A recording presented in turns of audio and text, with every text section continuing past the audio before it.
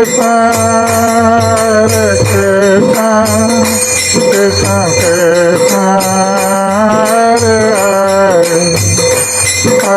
Rama, Rama Rama, Hare Hare, Hare Krishna, Krishna। तो आज हम श्री चैतन्य चरितामृत मध्य लीला 24वां अध्याय श्लोक नंबर 206 पाठ कर रहे हैं। इस अध्याय का नाम आत्माराम श्लोक की 11 व्याख्या है, 61 व्याख्या है।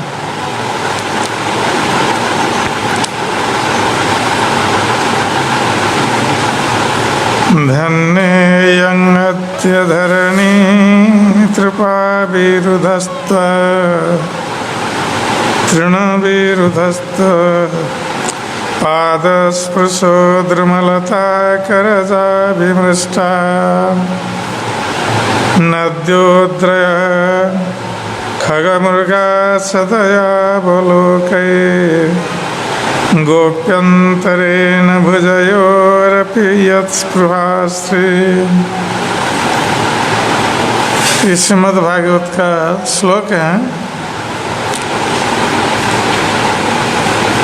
जैसे हम कल चर्चा कर रहे थे, कृष्ण और बलराम वृंदावन में प्रवेश कर रहे हैं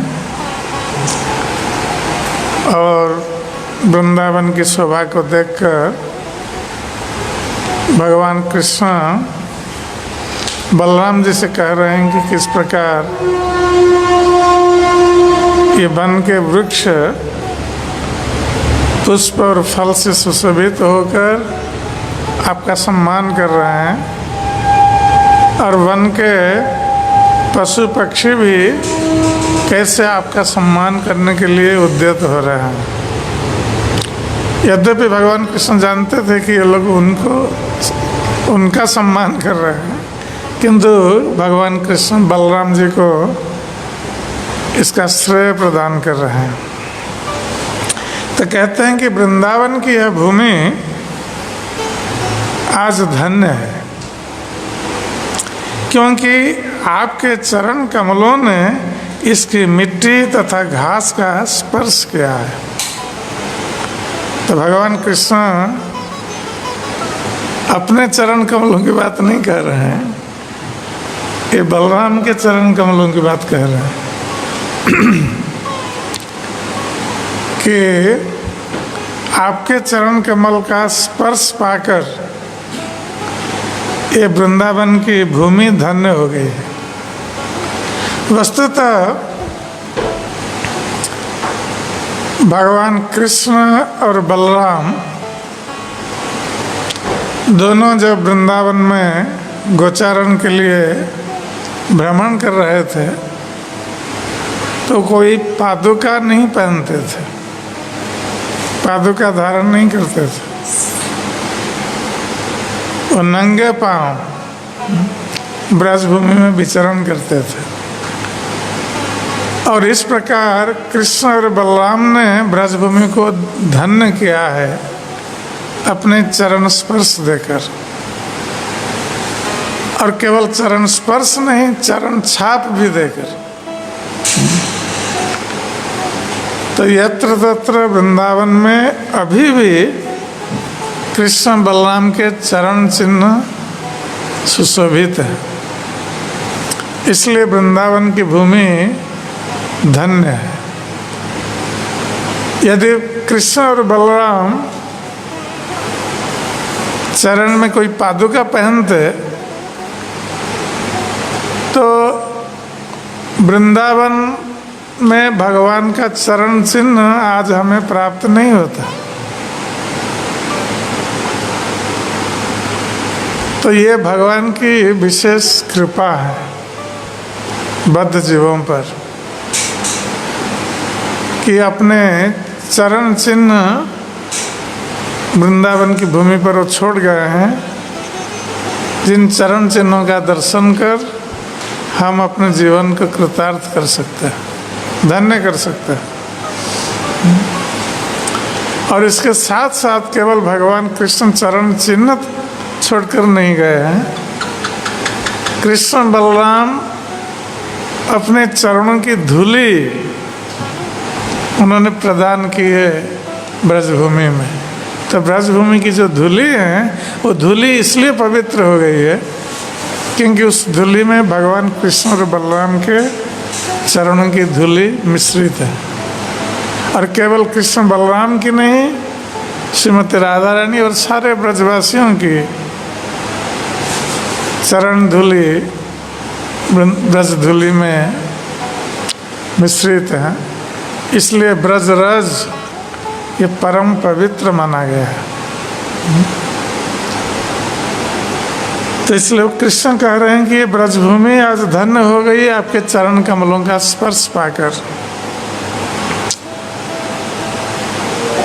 आपकी अंगुलियों के नखों ने वृक्षों तथा लताओं का स्पर्श किया है। क्योंकि जब कृष्ण बलराम वृंदावन में विचरण कर रहे थे तो उस समय अपने हाथों से कभी वृंदावन में वृक्षों से लताओं से पत्ते तोड़ते थे, पुष्प तोड़ते थे, इसलिए नाखून का व्यवहार करते थे। तो कृष्ण कह रहे हैं कि आपके नखों के स्पर्श से ये वृंदावन के वृक्ष लता भी धन्य हो गए। और आपकी कृपामयी आंखों ने नदियों, पर्वतों, पक्षियों तथा पशुओं पर दृष्टि डाली है। इसका अर्थ है कृष्ण बलराम जी से कह रहे हैं भगवान कि आपकी कृपा दृष्टि इस वृंदावन के नदियों पर, पशु पक्षियों पर और पर्वतों पर पड़ी है। क्योंकि भगवान जिस ओर देखते हैं, जिस किसी को देखते हैं तो उनकी दृष्टि ये कृपा दृष्टि बन जाती है। अर्थात भगवान का दर्शन यदि कोई व्यक्ति प्राप्त होता है या भगवान की दृष्टि जिस व्यक्ति पर पड़ती है उस व्यक्ति का जीवन धन्य हो जाता है। हम मंदिर में आते हैं भगवान का दर्शन करने के लिए, किंतु हम क्या भगवान का दर्शन कर सकते हैं? हम यही कामना करते हैं कि भगवान की दृष्टि हम पर पड़ जाए, भगवान हमें देखें, उनकी कृपा दृष्टि हम पर पड़ने पर हमारा जीवन धन्य हो जाए। तो भगवान की कृपा दृष्टि जिस पर पड़ती है उसका जीवन धन्य होता है। वो भगवान का परम भक्त बन जाता है। तो भगवान कृष्ण कहते हैं कि आपकी दृष्टि नदियों पर, पर्वतों पर, वृक्ष लताओं पर, पशु पक्षियों पर पड़ी है, इसलिए ये सब धन्य है। आपके भुजाओं ने गोपियों का आलिंगन किया है और लक्ष्मी तक यही चाहती है। अब ये सभी धन्य है। तो गोपियों ने भगवान का आलिंगन प्राप्त किया था, जो सौभाग्य लक्ष्मी देवी को भी प्राप्त नहीं था। यद्यपि लक्ष्मी देवी सदा सर्वदा भगवान विष्णु के चरणों की सेवा करती रहती है। तो हम देखते हैं चित्र में कि भगवान अनंत शय्या पर शयन कर रहे हैं और लक्ष्मी देवी उनके चरणों के पास बैठकर चरण दबा रही है। किंतु हम लोगों ने कभी देखा नहीं कि भगवान विष्णु लक्ष्मी देवी को आलिंगन करते। तो लक्ष्मी को भी यह सौभाग्य प्राप्त नहीं था भगवान का आलिंगन प्राप्त करना, जो सौभाग्य गोपियों को प्राप्त था। इसलिए लक्ष्मी देवी यही कामना करती थी कैसे भगवान का आलिंगन उन्हें प्राप्त हो। और विशेष रूप से रासलीला में भगवान जब गोपियों के साथ रास नृत्य कर रहे थे तो हर दो गोपी के बीच एक कृष्ण, भगवान कृष्ण ने अपने को जितनी गोपियां थी उतने रूपों में विस्तारित किया था। और उन्होंने गोपियों के गले में अपना हाथ डालकर वो नृत्य कर रहे थे, भगवान नृत्य कर रहे थे। तो ये सौभाग्य लक्ष्मी देवी को प्राप्त नहीं था, इसलिए लक्ष्मी देवी रासलीला में प्रवेश नहीं कर सकी। और अभी तक लक्ष्मी देवी तपस्या कर रही है बेलवन में। वृंदावन में एक वन है यमुना के अपर पार्श्व में बेलवन, जहाँ लक्ष्मी देवी अभी भी तपस्या कर रही है इस सौभाग्य को प्राप्त होने के लिए। तो जो सौभाग्य लक्ष्मी देवी को प्राप्त नहीं था वो सौभाग्य गोपियों को प्राप्त हो गया।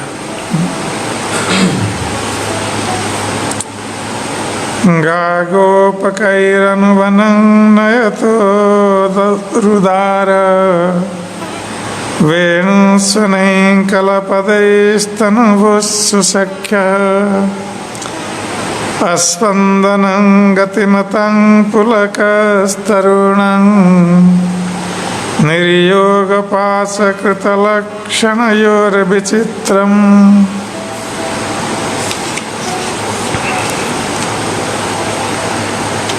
तो गोपियाँ कह रही है, एक गोपी दूसरी गोपी से कह रही है,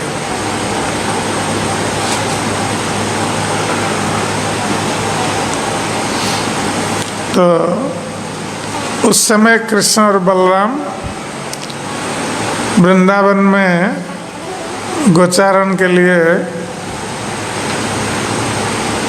प्रवेश कर चुके हैं और वंशी वादन कर रहे हैं।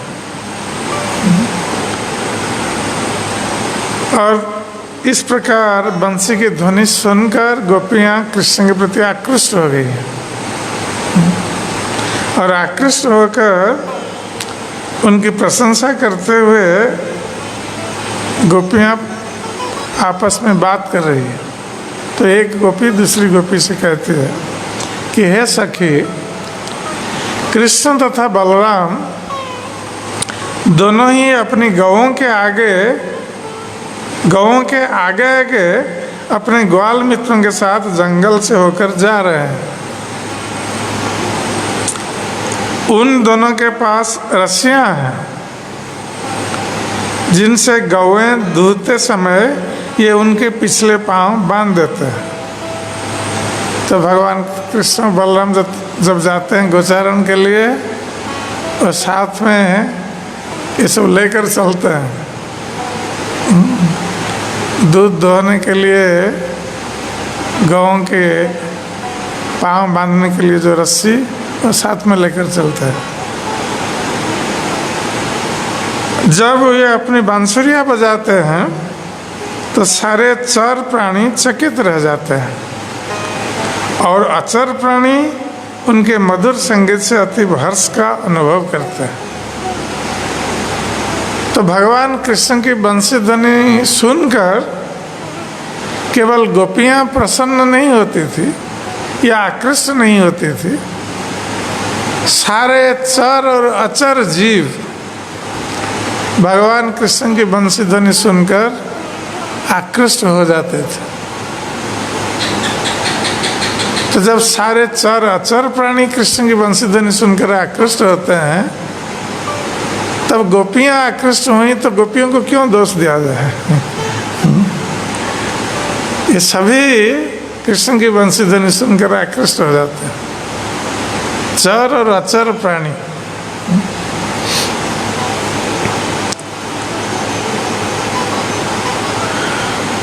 ये सारी बातें निश्चय ही अत्यंत आश्चर्यजनक है।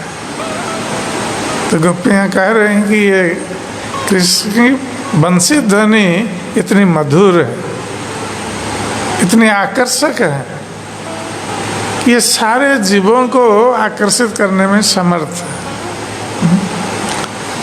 और केवल सारे जीव नहीं, जो निर्जीव वस्तु है वो भी आकर्षित हो जाता है। या ऐसा कहें कि स्थावर जंगम, जो खड़े हैं, जो चलते नहीं हैं, और जो चलते हैं, दो प्रकार के प्राणी होते हैं। तो पहले तो ये चलने वाले जीवों के संबंध में कह रहे हैं, और ये दूसरे श्लोक में कह रहे हैं, वनलतास्तरवात्मनि विश्वं व्यञ्जयन्त्य इव पुष्पफलाढ्या प्रणतभारविटपा मधुधारा प्रेम हृष्टतनवो बुभुषुस्म। सारे पौधे, लताएं तथा वृक्ष कृष्ण प्रेम के कारण फूल फलों से लदे थे। इससे ये झुके जा रहे थे।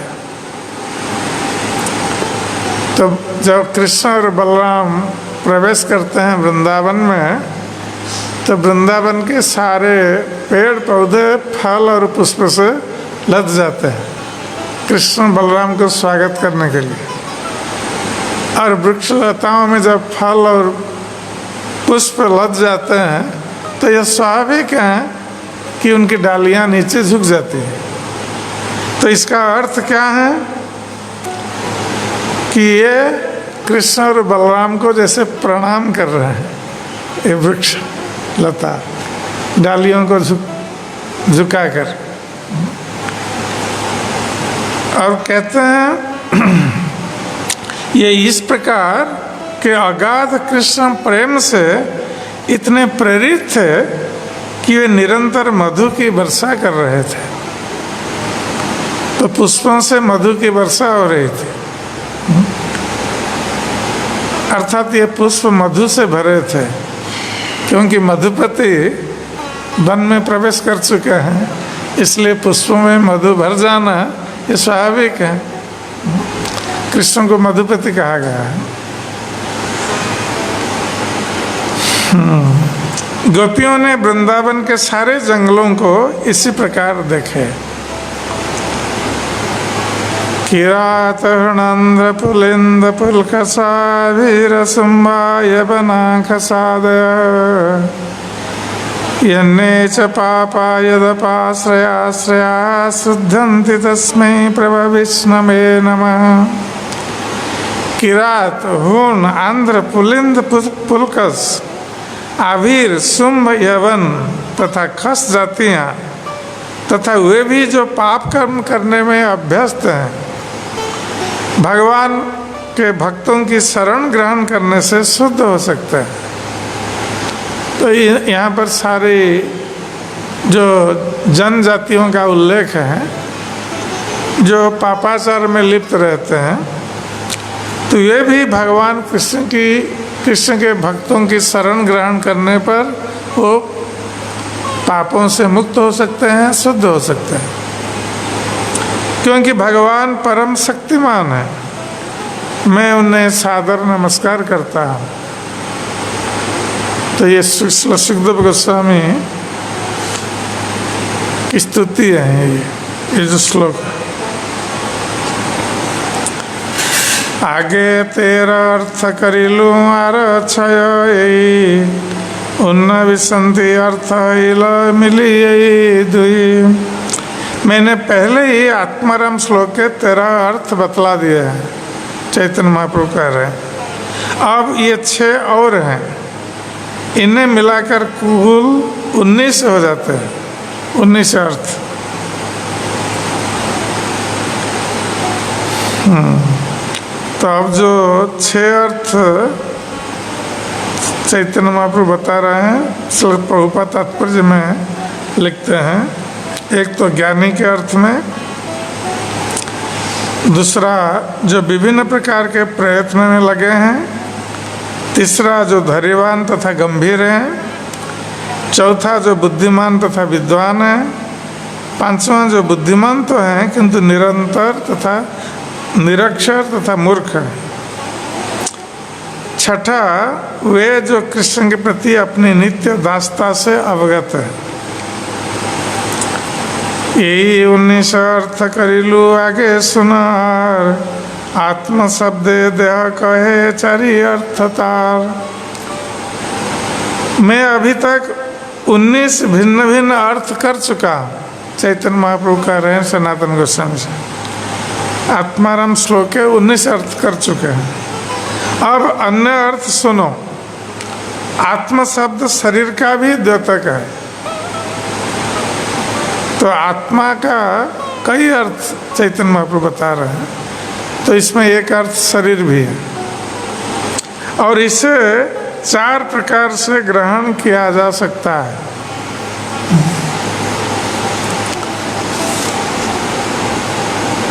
देहारामी देहे भजे देहोपाधि ब्रह्म, सत्संगे से करे कृष्ण भजन।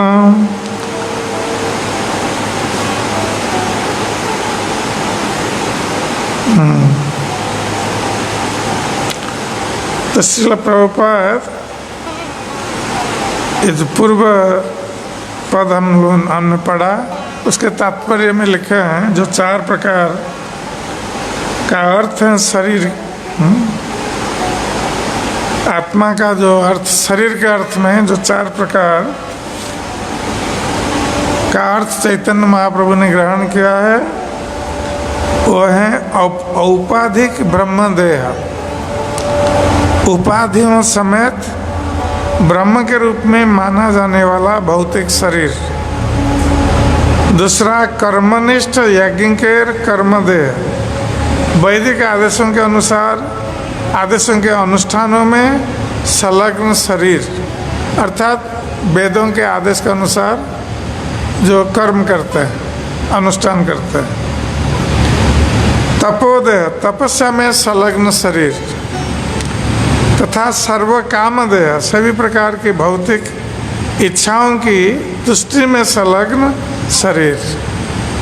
तो ये शरीर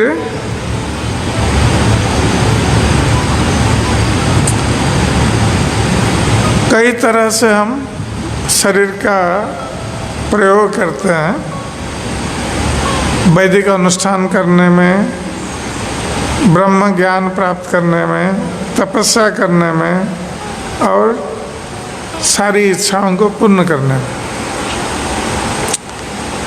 अब कह रहे हैं देहात्म बुद्धि वाला व्यक्ति अपने ही शरीर को ब्रह्म समझकर पूछता है। तो यह औपाधिक ब्रह्मदेह का उदाहरण दे रहे हैं कि जो व्यक्ति देहात्म बुद्धि वाला, अर्थात देह में आत्मबुद्धि करता है, देह को ही आत्मा मानता है, ये देहात्म बुद्धि वाला व्यक्ति अपने शरीर को ब्रह्म मानता है। किंतु जब वो भक्त के संपर्क में आता है तो वो इस गलत धारणा को त्याग देता है और कृष्ण की भक्ति में लग जाता है। तो इसका अर्थ है कि जो व्यक्ति देहात्म बुद्धि में स्थित है, यदि वो कृष्ण भक्तों के संपर्क में आता है तो वो अपने देहात्म बुद्धि को त्याग सकता है और कृष्ण की भक्ति में संलग्न हो सकता है। तो कृष्ण भक्तों का प्रभाव जो है ये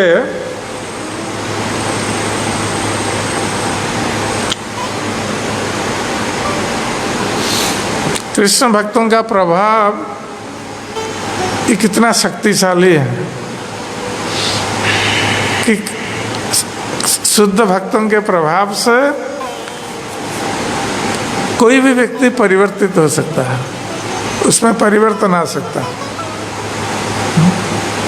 तो देहात्म बुद्धि वाला व्यक्ति भी कृष्ण की सेवा कर सकता है, भक्त बन सकता है कृष्ण भक्तों के संग से।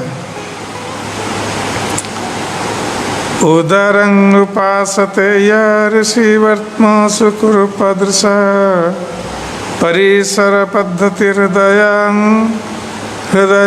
अरुणयोदहरं तत उदगादनन्त तव धाम शिरः परमं पुनरिह यच्छेमैत्य न पतन्ति कृतान्त सुखे कृतान्त मुखे।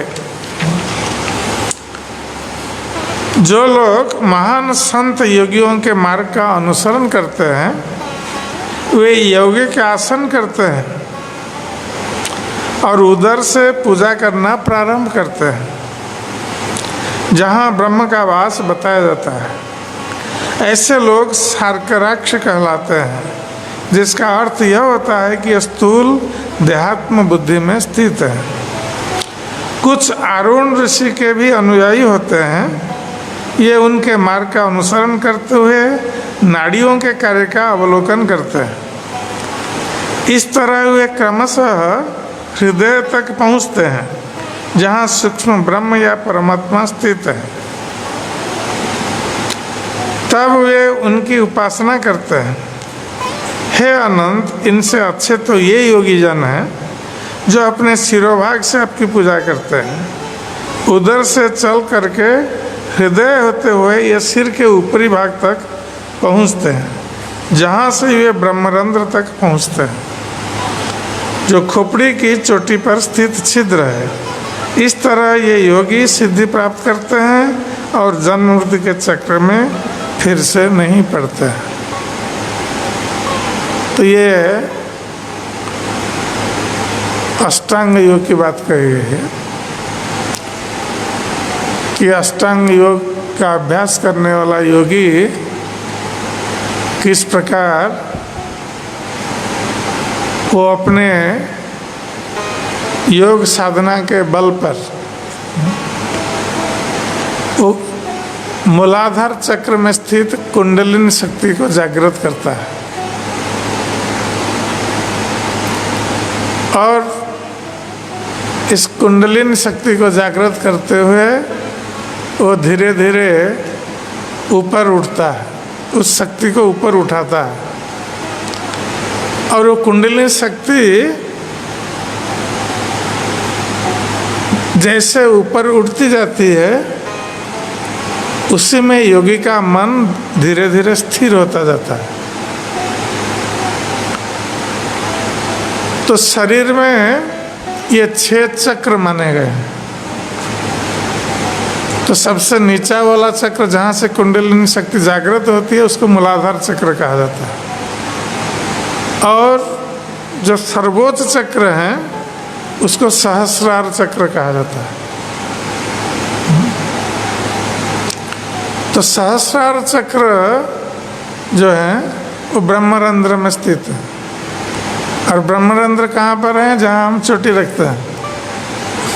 वस्तुतः हमारी चोटी ब्रह्मरंध्र को आच्छादित करती है। तो योगी इस प्रकार योग साधना के बल पर कुंडलिनी शक्ति को जागृत करते हुए ये सहस्रार चक्र होते हुए ब्रह्मरंध्र से अपने प्राण को त्याग देता है। तो जब इस प्रकार योगी करता है तो फिर वो जन्म मृत्यु के चक्र में नहीं पड़ता है। तो वही बात यहाँ कही गई। देहारामी कर्मनिष्ठ यज्ञादि जन सत्संग कर्म तेजी करय भजन। जो लोग देहात्म बुद्धि में स्थित रहते हैं ये मुख्यतः सकाम कर्म में संलग्न होते हैं।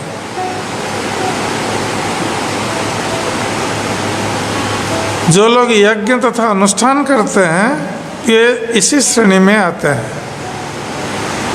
क्योंकि वेदों के अनुसार जो यज्ञ अनुष्ठान आदि करते हैं तो वेदों में बताया गया है कि इस यज्ञ करने से ये फल प्राप्त होगा, ये अनुष्ठान करने से ये फल प्राप्त होगा। तो उसी के उद्देश्य से ये लोग यज्ञ अनुष्ठान आदि करते हैं, क्योंकि ये सकाम कर्मी है। किंतु किसी तरह जब ये शुद्ध भक्त के संपर्क में आते हैं, तब ये अपना सकाम कर्म त्याग कर भगवान की सेवा में पूरी तरह लग जाते हैं। तो ये लोग तब तक ये वेदों का अनुष्ठान करते रहते हैं जब तक उनकी भेंट किसी शुद्ध भक्त के साथ नहीं होती। जब वो शुद्ध भक्त के संपर्क में आते हैं, फिर ये यज्ञ अनुष्ठान या सकाम कर्म आदि त्याग करके वो कृष्ण की भक्ति में संलग्न हो जाते हैं। कर्मण्यस्मिन्ननासासे धूम धूम्नात्मनं भवान् आपाययति गोविंद पाद पद्मा सबं मधु।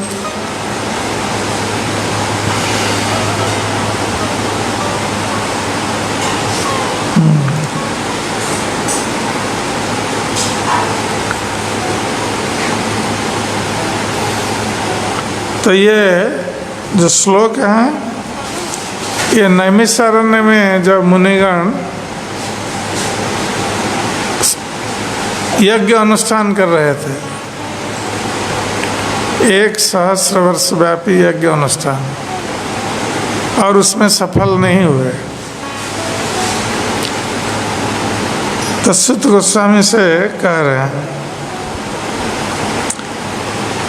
कि हमने अभी अभी यह सकाम कर्म अग्नि होम शुरू किया है, किंतु अपने कर्म में अनेक त्रुटियों के कारण हम इसके फल के विषय में निश्चित नहीं हैं। धुएं से हमारे शरीर काले पड़ गए हैं, किंतु हम भगवान गोविंद के चरण कमलों के उस अमृत से सचमुच प्रसन्न हैं जिसे आप वितरित कर रहे हैं। तो नैमिषारण्य में एकत्रित 88,000 मुनिगण जो 1,000 वर्ष व्यापी यज्ञ अनुष्ठान में प्रवृत्त थे, और उनका उद्देश्य था इस यज्ञ अनुष्ठान के माध्यम से कलयुग के प्रभाव को प्रतिहत करना, तो उस कार्य में वो सफल नहीं हुए, क्योंकि कली का प्रवेश हो चुका था। इसलिए यज्ञ अग्नि प्रज्वलित होने के स्थान पर उससे धुएं निकल रहे थे, और उस धुएं से उनका मुखमंडल काला पड़ गया था। तो मुनिगण समझ गए कि अब ये यज्ञ अनुष्ठान का समय नहीं रहा, कलयुग का जो समय है हरि कीर्तनात्, कलो तद हरि कीर्तनात्, ये भगवान हरि का कीर्तन करने का समय है। इसलिए कलयुग में व्रत अनुष्ठान यज्ञ आदि सफल नहीं होते, किंतु भगवान की कथा, भगवान का नाम संकीर्तन, ये परम साधन इसलिए माना गया है क्योंकि इससे व्यक्ति सर्व सिद्धि को प्राप्त करता है। तो मुनिगण ये अनुभव किए कि अब ये यज्ञ अनुष्ठान विफल है, इसलिए सूत गोस्वामी से उन लोगों ने निवेदन किया कि आप भगवान की कथा हमें सुनाइए। और जब सूत गोस्वामी भगवान की कथा सुनाने लगे, तो ये मुनिगण इतने प्रसन्न थे जैसे मधु का पान कर रहे थे, क्योंकि भगवान की कथा ये मधु के समान है, जो व्यक्ति को आनंद प्रदान करने में समर्थ है।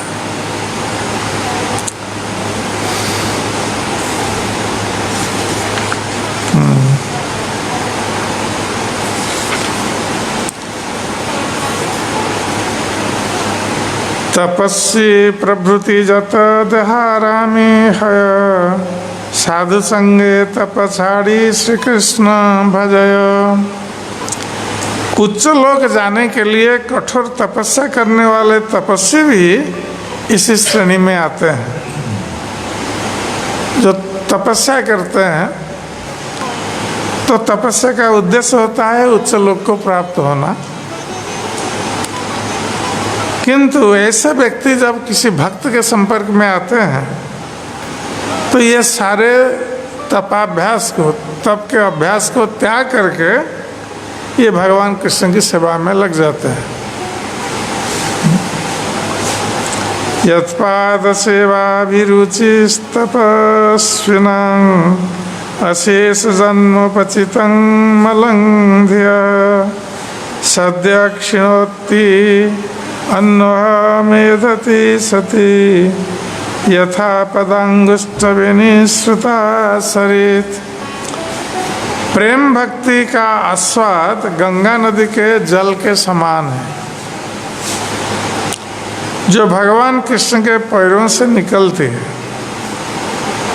जो लोग तपस्या करते हैं उनके द्वारा अनेक जन्मों के संचित पाप कर्मों का फल इस आस्वाद से नित्य प्रति घटता जाता है।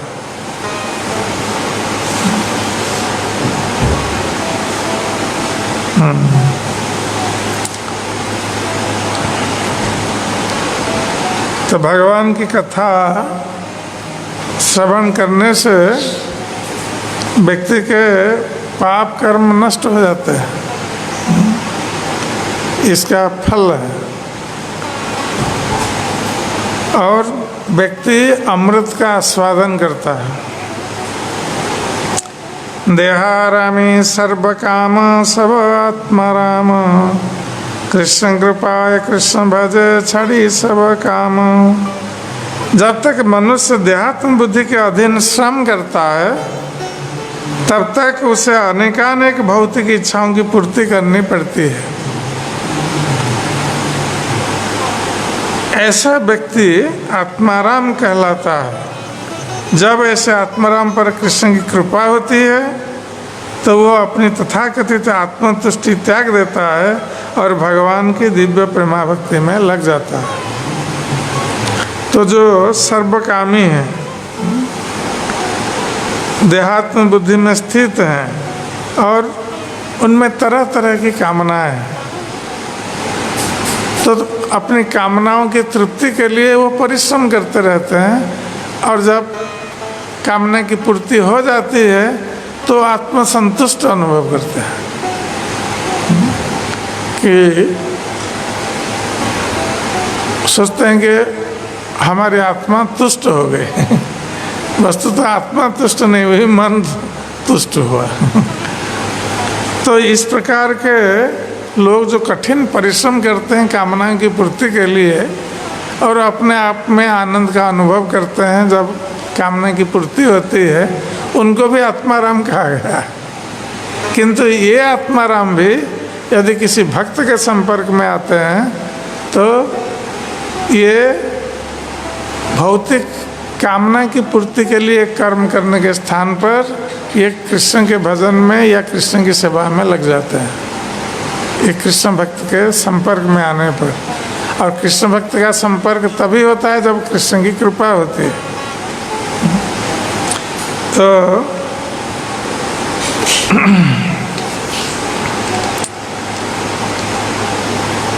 स्थानाभिलाषी तपसी स्थितोऽहं यं प्राप्तवान् देव मुनीन्द्र गुह्यम् काचं विचिन्नन् अपि दिव्यरत्नं स्वामिन् कृतार्थस्मि वरं न जाचे।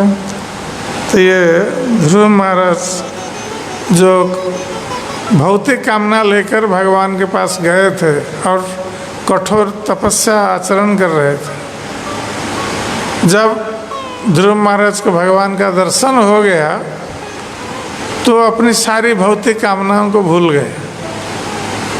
यद्यपि भगवान प्रकट हुए थे ध्रुव महाराज की भौतिक कामनाओं को पूर्ण करने के लिए, उनको वरदान देने के लिए,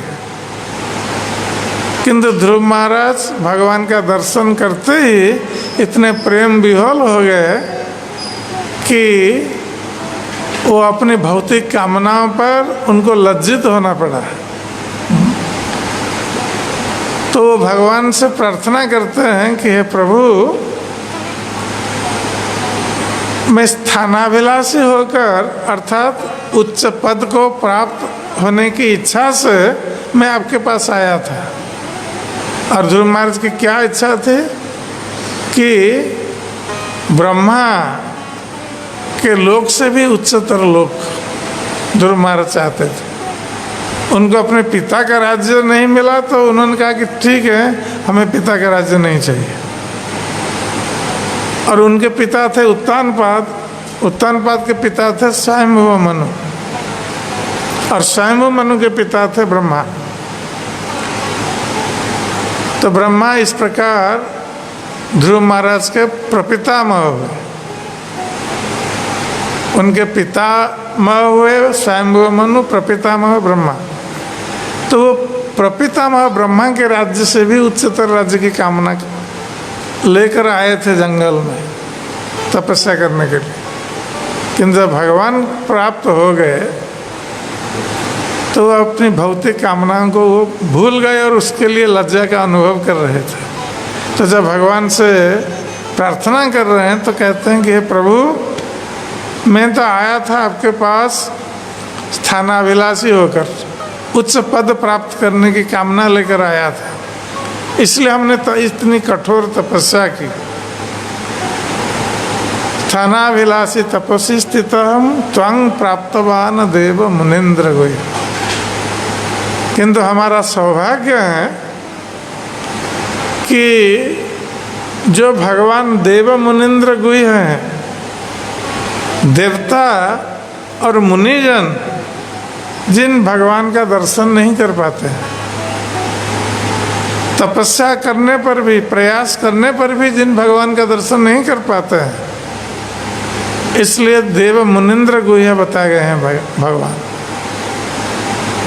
कि देव मुनि और देवता, मुनीन्द्र और देवता उन लोगों के लिए जो गुप्त है, गुह्य अर्थात गुप्त, अर्थात उन लोगों को भी दर्शन नहीं देते हैं भगवान। तो ऐसे भगवान को ध्रुव महाराज कह रहे हैं कि हमने प्राप्त कर लिया, भगवान का दर्शन हमें हो गया। तो काचंग विचिन्नन अपि दिव्य रत्न, कि हे प्रभु, मैं तो आपके पास कुछ कांच के टुकड़े मांगने आया था। ये जो राज्य की कामना, उसकी तुलना ध्रुव महाराज कांच के टुकड़ों के साथ कर रहा है कि प्रभु, मैं तो आपके पास आया था कांच के टुकड़े मांगने के लिए, राज्य मांगने के लिए, इसलिए मैं तपस्या कर रहा था, कठोर तपस्या। किंतु कांच के टुकड़े मांगने के लिए आया था और तपस्या कर रहा था, किंतु फलस्वरूप हमें रत्न मिल गया, दिव्य रत्न। आप जैसे दिव्य रत्न हमें प्राप्त हो गए। तो मुझे अब कांच के टुकड़ों से क्या प्रयोजन है, क्योंकि कांच का जो टुकड़ा होता है वो किसी के प्रयोजन में नहीं आता है।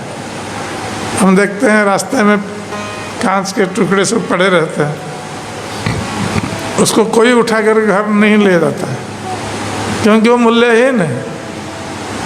तो ध्रुव महाराज इस प्रकार उच्च पद, जो ब्रह्मा के राज्य से भी उच्चतर लोक, उच्च पद को भी वो कांच के टुकड़े के समान मान रहे हैं, क्योंकि उनको अब दिव्य रत्न, भगवान जैसे दिव्य रत्न प्राप्त हो गए, तो ये राज्य से उनको क्या लाभ। तो कहते हैं स्वामिन कृतार्थोस्मि वरं न जाचे, कि हे प्रभु, मैं तो आपका दर्शन प्राप्त होकर कृतार्थ हो गया, अब मुझे कोई वरदान की आवश्यकता नहीं। तो इसका अर्थ है कि जो सर्वकामी, जो कामना है जिसकी, ध्रुव महाराज की कामना थी, किंतु भक्ति करने पर वो कामना लुप्त हो गई।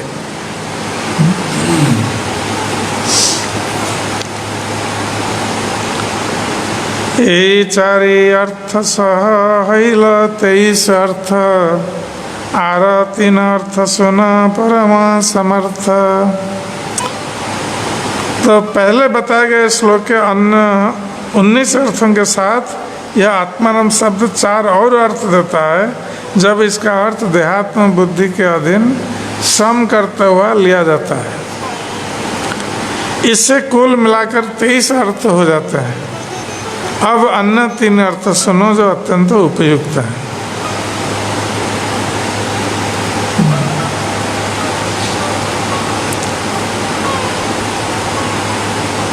च शब्दे समुच्चय आर अर्थ कय आत्मारामस्य मुनयश्च कृष्ण रे भजय। जैसा कि ऊपर कहा जा चुका है कि च का प्रयोग समुच्चय के अर्थ में भी किया जा सकता है। इस अर्थ के अनुसार सारे आत्माराम तथा मुनि कृष्ण की सेवा में लगे रहते हैं। समुच्चय के अतिरिक्त भी च शब्द का एक अन्य अर्थ होता है। निर्ग्रंथा यहाँ अपि निर्धारणे रामस्य कृष्ण सो यथा विहरये बने। निर्ग्रंथ शब्द विशेषण की तरह प्रयुक्त हो सकता है और अपि शब्द निश्चयात्मकता के लिए। उदाहरणार्थ रामस्य कृष्ण का अर्थ यह है कि राम तथा कृष्ण दोनों जंगल में विचरण करना पसंद करते हैं।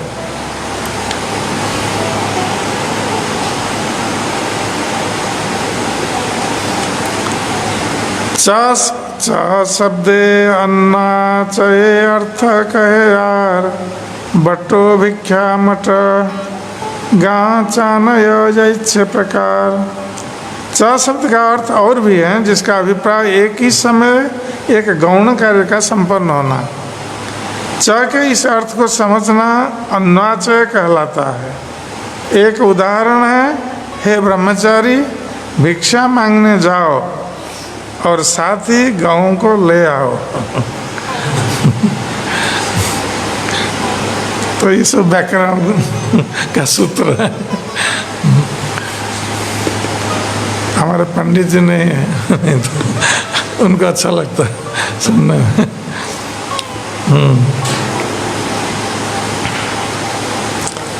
कृष्ण मनने मुनि कृष्ण सर्वदा भजय आत्माराम अपि भजे गौण अर्थ का। हे संत पुरुष जो सदैव कृष्ण का ध्यान करते हैं, भगवत भक्ति में लगे रहते हैं, आत्माराम भी भगवान की सेवा में व्यस्त रहते हैं, यही गौण अर्थ है।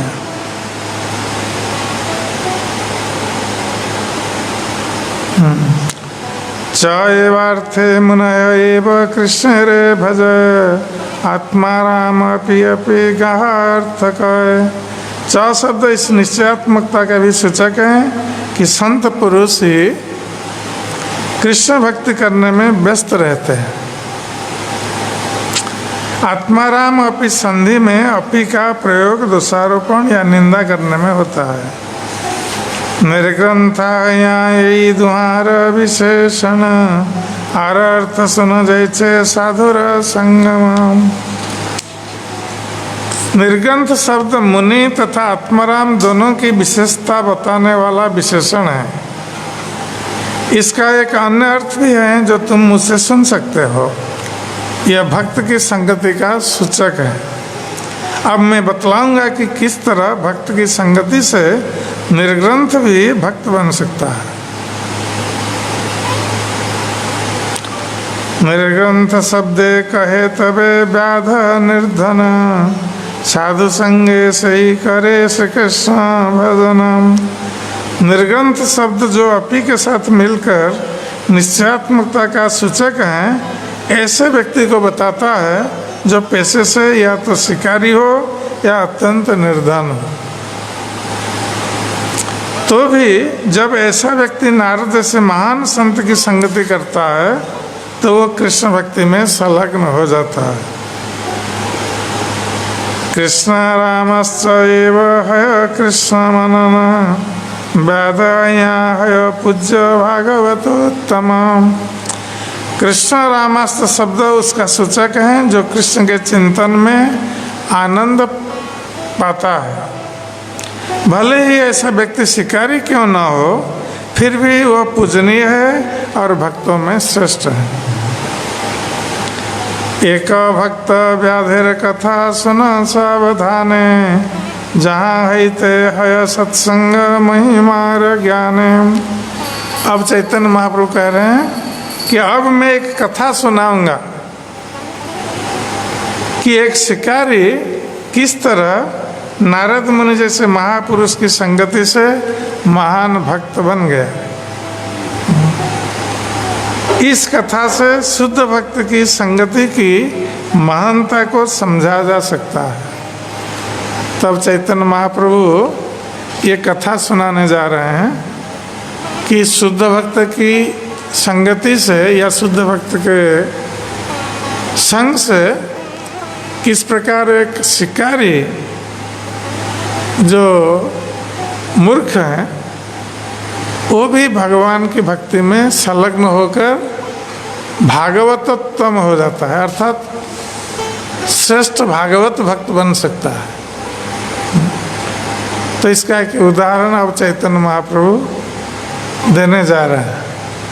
तो एक कथा सुनाने जा रहे हैं जो कथा हम कल श्रवण करेंगे। हरे कृष्ण।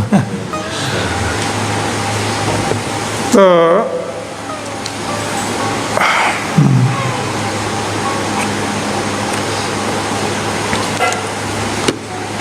आज का कुछ प्रश्न नहीं ना?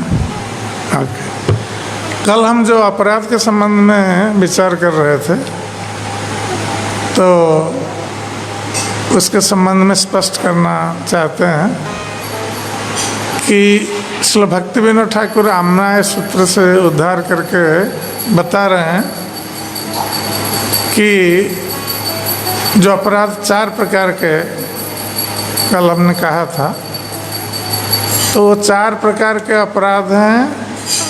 एक तो नाम अपराध, एक सेवा अपराध, तीसरा वैष्णव अपराध। नाम अपराध में यद्यपि वैष्णव अपराध आता है, किंतु वैष्णव अपराध उसमें इतना व्यापक रूप में नहीं है। उसमें केवल एक ही बात बताई गई है कि वैष्णव की निंदा करना, इसी को अपराध माना गया है नाम अपराध में। किंतु वैष्णव अपराध और कई प्रकार के हैं, 6 प्रकार के वैष्णव अपराध माने गए। इसलिए वैष्णव अपराध को एक अलग से लिया गया है अपराध में, वैष्णव अपराध। और चौथा अपराध जो है वो है भूत अपराध। भूत अर्थात प्राणी। तो अन्य प्राणियों के प्रति जो अपराध किया जाता है उसको भी एक अपराध माना गया है, क्योंकि हर प्राणी के हृदय में भगवान निवास करते हैं। इसलिए भगवान कृष्ण ने भगवत गीता में भी कहा है कि दूसरे प्राणियों को उद्वेग नहीं देना चाहिए। हम ऐसा कार्य हमें नहीं करना चाहिए जिससे कि दूसरे प्राणी उद्वेग को प्राप्त हो। और यदि हम किसी प्राणी को उद्वेग देते हैं तो वहाँ भूत अपराध होता है, अन्य प्राणियों के प्रति अपराध होता है। इसलिए उससे भी सतर्क रहना आवश्यक है। ये एक अनर्थ माना गया है। वस्तुतः अपराध एक अनर्थ है, और ये 4 प्रकार के अपराध इस अनर्थ में आते हैं। और जो वैष्णव अपराध जो हैं, जो 6 प्रकार के वैष्णव अपराध हैं, एक तो वैष्णव की निंदा करना, तो वो एक श्लोक भी है, हंति निंदन्ति वै द्वेष्टि। किसी वैष्णव की हत्या करना, हंति, ये वैष्णव अपराध में आता है। और निंदति, किसी वैष्णव की निंदा करना, ये वैष्णव अपराध में आता है। वै द्वेष्टि, किसी वैष्णव से द्वेष करना, द्वेष अर्थात ईर्षा, तो किसी वैष्णव के प्रति ईर्षा भाव रखना ये अपराध माना गया। और चौथा, वैष्णवान नाभिनंदन। यदि कोई वैष्णव आता है हमारे घर पर या मंदिर में, हम उसका अभिनंदन नहीं करते, स्वागत नहीं करते, तो वो भी वैष्णव अपराध माना गया है। यदि हम सोचेंगे ये क्यों आया कभी कभी कोई वैष्णव गृहस्थ के घर जाते हैं और गृहस्थ नहीं चाहता है कि ये वैष्णव घर पर आए, तो सोचता है क्यों आया हमारे घर पर। कभी कभी तो लोग दरवाज़ा बंद कर देते हैं या वैष्णव को गाली तक दे देते हैं। तो हमारे प्रचारक लोगों को यह अनुभव होगा, जो प्रचार के लिए जाते हैं उनको ऐसा अनुभव प्राप्त होता है कि कोई व्यक्ति आकर चरण छूता है और दूसरे व्यक्ति के घर जाएंगे वो क्रोधित होकर गालियां देने लगेगा, और तीसरे व्यक्ति के घर जाएंगे तो देखते ही वो दरवाज़ा बंद कर देगा, बात नहीं करेगा तो इस वैष्णव अपराध माना गया इस प्रकार करना। तो और यदि कोई वैष्णव आते हैं मंदिर में तो उनका स्वागत करना चाहिए किंतु हम स्वागत नहीं कर पा रहे हैं लॉकडाउन में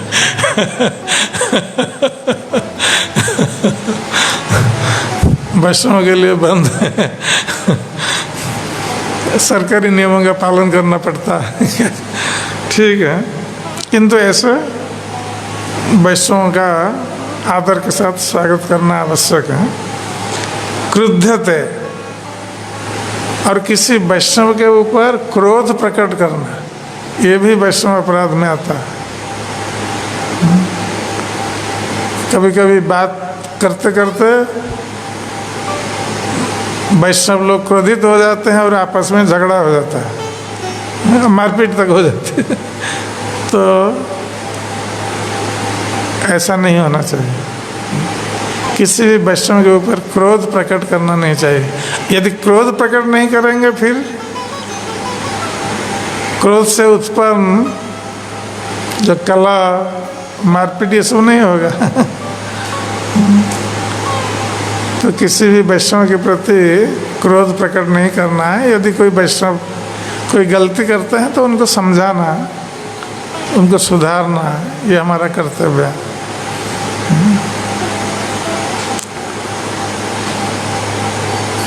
न हर्ष दर्शन है, और किसी वैष्णव को देखकर हर्षित नहीं होना, ये भी अपराध में आता है कि किसी वैष्णव को देखकर उनसे बात किए बिना और दूसरी ओर निकल जाना, तो कम से कम हर्षित होना है कि वैष्णव आए, ठीक, उनका आदर सत्कार करना ये आवश्यक है। तो ये वैष्णव अपराध में आता है, ये 6 प्रकार के कार्य, और ये सब जानना आवश्यक है हम लोगों को। और नाम अपराध तो हम लोग जानते हैं, प्रतिदिन पाठ करते हैं। और सेवा अपराध ये भी जानना आवश्यक है, पुजारियों को जानना आवश्यक है और हर भक्त को भी जानना आवश्यक है सेवा अपराध क्या क्या है। तो श्री चैतन्य महाप्रभु इसके संबंध में बताएंगे आगे। ये 32 प्रकार के अपराध हैं, सेवा अपराध जो हैं।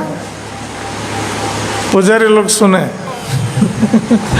भगवान के विग्रह कि जब सेवा हम करते हैं तो किन किन अपराधों से बचना चाहिए, और जो पुजारी का कार्य नहीं भी करते हैं, विग्रह की सेवा नहीं भी करते हैं, फिर भी उन लोगों को भी जानना आवश्यक है। एक तो सवारी पर चढ़कर मंदिर में प्रवेश ना करें, एक अपराध माना गया है कि किसी वाहन में बैठकर या सवारी में बैठकर मंदिर में प्रवेश करना, भगवान के सामने आना, ये अपराध माना गया है।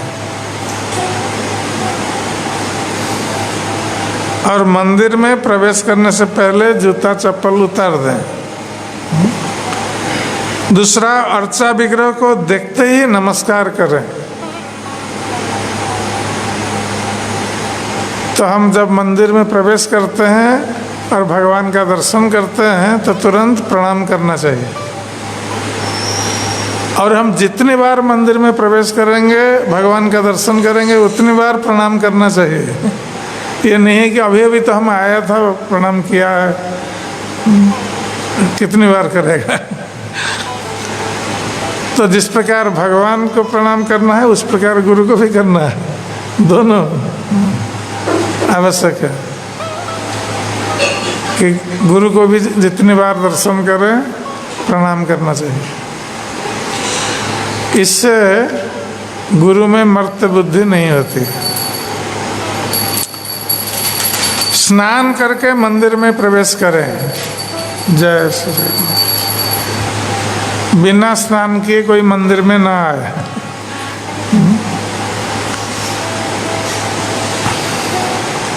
एक हाथ से भगवान को नमस्कार ना करें, ये भी भक्त लोगों को जानना आवश्यक है।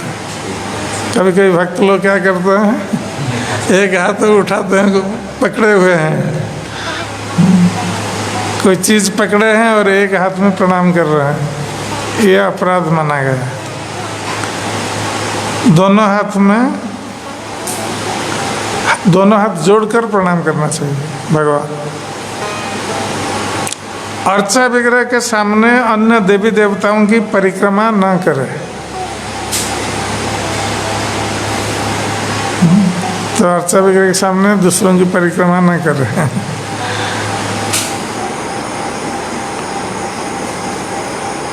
अर्चा विग्रह के समक्ष पांव न पसारे। जैसे मंदिर में बैठे हैं, कथा सुन रहे हैं और पांव पसार करके सामने बैठे हैं, तो ये अपराध माना गया है। भगवान की ओर पांव पसार के नहीं बैठना चाहिए।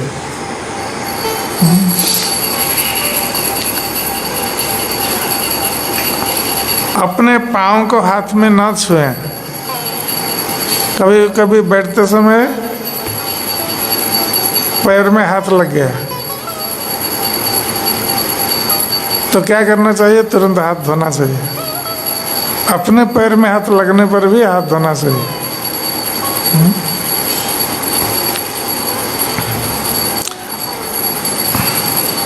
अर्चा विग्रह के समक्ष लेटे नहीं। कोई भगवान का मंदिर खुला है और उनके सामने कोई मंदिर में आकर सो जाएगा, ये उचित नहीं है। अर्चा विग्रह के समक्ष कुछ खाए नहीं। प्रसाद मिल गया तो बाहर जाकर सेवन करना, भगवान के सामने नहीं। अर्चा विग्रह के समक्ष झूठ ना बोले।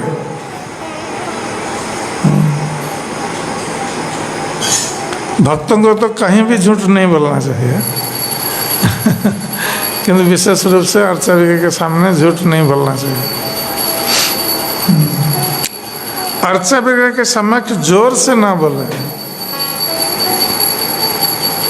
तो भगवान का मंदिर खुला है या पुजारी सेवा कर रहे हैं, अर्चना कर रहे हैं और जोर जोर से बात कर रहे हैं कि सुनाई पड़ता है बाहर, तो पुजारियों को जोर जोर से बात नहीं करना चाहिए। अर्चना करते समय बहुत धीरे से बोलना चाहिए, यदि कुछ बोलना है। अब बिल्कुल ना बोलें तो अच्छा है। भगवान के सामने जोर जोर से ना बोलें।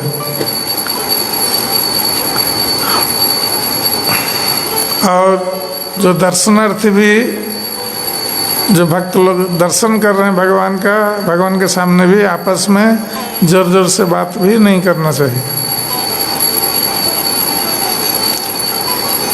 अर्चा विग्रह के समक्ष व्यर्थ की बात ना करें। इसका अर्थ है कि भगवान के सामने केवल भगवान की बात करनी चाहिए, ये इधर उधर की बात, ग्राम्य कथा, ये सब नहीं करनी चाहिए भगवान के सामने। अर्चा विग्रह के समक्ष रोए नहीं।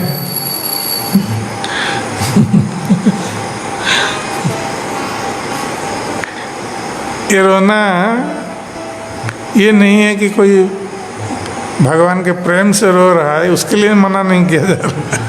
ये कोई दुख या कष्ट से लोग, जो बहुत लोग दुखी होते हैं आकर, भौतिक चीज़ों के लिए दुखी होकर आकर जोर जोर से रोने लगते हैं शब्द करके भगवान के सामने। ऐसा नहीं करना चाहिए।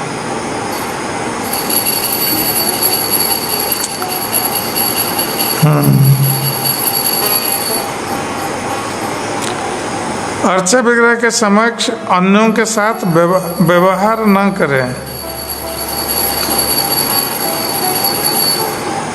अर्थात हमारा ध्यान, पूरा ध्यान भगवान के प्रति रहना चाहिए। दूसरों के साथ कोई आचार व्यवहार भी नहीं होना चाहिए। अर्चा विग्रह के समक्ष कटु वचन न बोले। भगवान के सामने किसको डांटें, गाली दें, ये सब नहीं करना चाहिए क्रोध में आकर।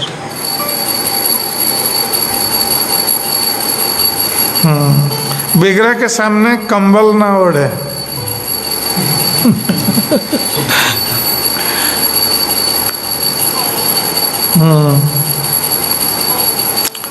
विग्रह के सामने अन्यों से ईर्ष्यालु होकर बातें ना करें। विग्रह के सामने अन्यों की प्रशंसा ना करें, केवल भगवान की प्रशंसा करनी चाहिए। विग्रह के सामने गाली गलौज ना करें। अर्चा विग्रह के सामने वायु त्याग ना करें। अर्चा विग्रह की पूजा की 64 वस्तुओं की उपेक्षा न करें। अर्चा विग्रह को भोग लगाए बिना कुछ ना खाए। मौसमी फल उपलब्ध होने पर तुरंत उन्हें भोग लगाने से न चूके। तो जिस मौसम में जो फल सब्जी होती है उसको लाकर भगवान को भोग लगाना चाहिए। अर्चा विग्रह को ताजे अछूते फल अर्पित करें। ताज़ा फल देना चाहिए, सड़ा हुआ नहीं। अर्चा विग्रह की ओर पीठ करके ना बैठे।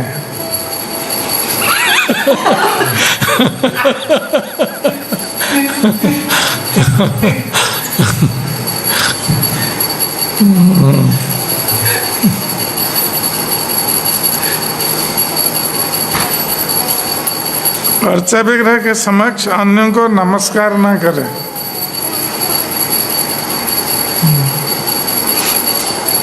अपने गुरु की अनुमति के बिना अर्चा विग्रह के निकट ना बैठे। विग्रह के सामने आत्म प्रशंसा सुनकर गर्वित ना हो। देवताओं की निंदा ना करे। अर्चा विग्रहों के समक्ष अन्यों के प्रति निष्ठुर ना हो। मंदिर के सारे उत्सव मनाए। अर्चा विग्रह के समक्ष कलह ना करे। झगड़ा नहीं करना है भगवान के सामने। तो ये सेवा अपराध सब बताया गया है। तो ये अपराधों से हमें बचना चाहिए यदि हम भक्ति मार्ग में आगे बढ़ना चाहते हैं। तो ये सब अनर्थ माने गए हैं। अनर्थ के और भी कई अनर्थ हैं, उसके ऊपर हम चर्चा करेंगे एक दिन। हरे कृष्ण। जय श्री चैतन्य चरितामृत की जय। श्री श्री जगन्नाथ बलदेव सुभद्रा महारानी की जय। श्री श्री राधा श्याम सुंदर ललिता विशाखा देवी की जय। श्री श्री गौर निताई की जय। श्री श्री गिरिराज गोवर्धन की जय। श्रील प्रभुपाद जी महाराज की जय। समवेत भक्त वृंद के निताय गौर प्रेमानंदे हरि हरि बोल।